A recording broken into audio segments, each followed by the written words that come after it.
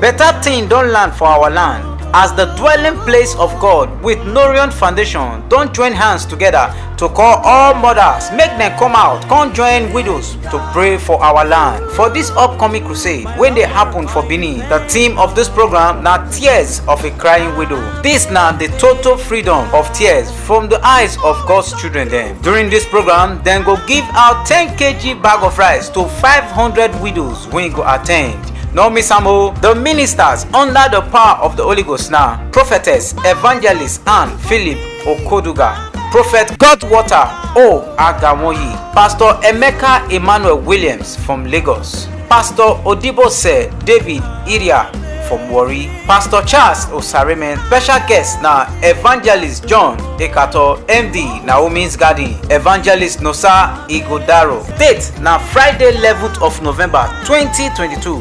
Time na 8 a.m. Venue na inside Museum Ground for King Square, Ring Road, roundabout for Benin City. This na the end of tears from our land. Amen.